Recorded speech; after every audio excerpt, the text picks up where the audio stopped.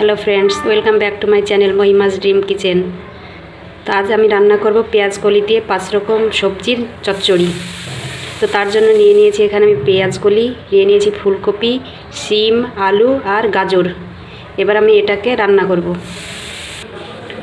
রান্নাটা কম উপকরণে কিভাবে করা যায় সেটাই দেখুন। তার জন্য দিয়ে দিয়েছি কড়াইতে, দিয়ে দেব পরিমাণ মতো তেল।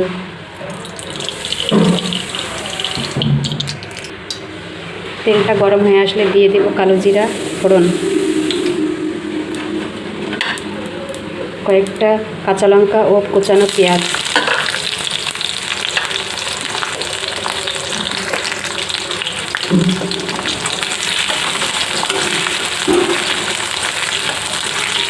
এটা হালকা ব্রাউন হয়ে আসা পর্যন্ত আমরা নেড়ে নেব।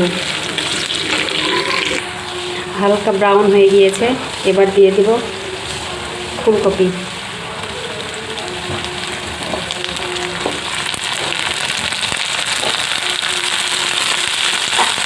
ফুলকপিটা একটু নাড়াচাড়া করে নেব।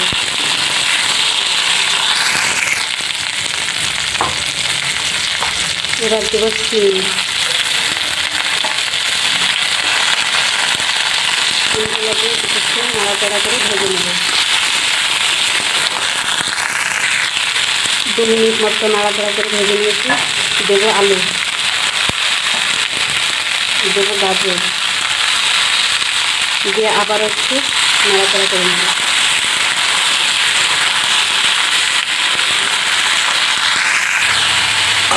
এবার সব কিছু দিয়ে দেবো পেঁয়াজ কলি। পেঁয়াজ কলি দিয়ে আবার এগুলো নেড়ে করে নেব।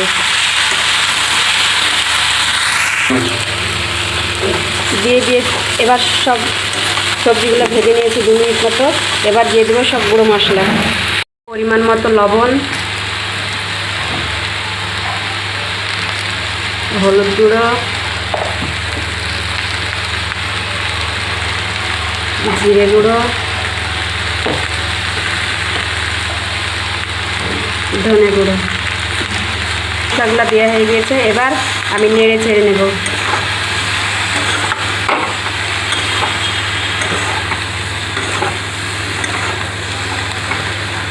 এটা ঢাকা দিয়ে ভেজে নেব। এবার ঢাকা খুলে দেখব কেমন হচ্ছে।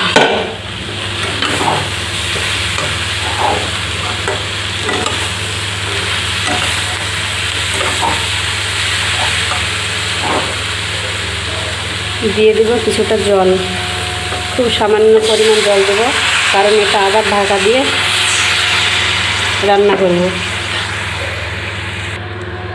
খুব অল্প পরিমাণে জলটা দিয়েছি, তার ফলে আলু, গাজর, কপিগুলো সেদ্ধ হবে। এবার ঢাকা দিয়ে দেব।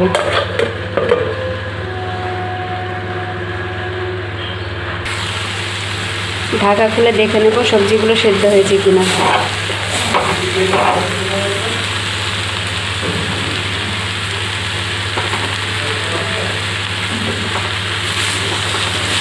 সব সবজিগুলো সিদ্ধ হয়ে গেছে। এবার এগুলা আরও কিছুক্ষণ আমি ঢেকে রান্না করব। দেখুন আমাদের চচ্চড়িটা কত সুন্দর হয়েছে। আমাদের 5 মিশালি রান্নাটা রেডি হয়ে গিয়েছে। এবার ধনেপাতা কুচি দিয়ে নেড়ে চেড়ে নামিয়ে নেব।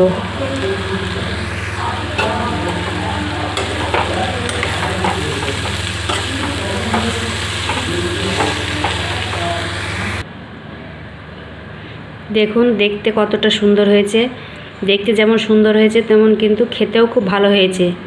তো আপনারা এইভাবে একবার রান্না করে দেখতে পারেন। আমার এই ভিডিওটা যদি আপনাদের ভালো লাগে তো আমার এই চ্যানেলটি লাইক, কমেন্ট এবং শেয়ার ও সাবস্ক্রাইব করবেন।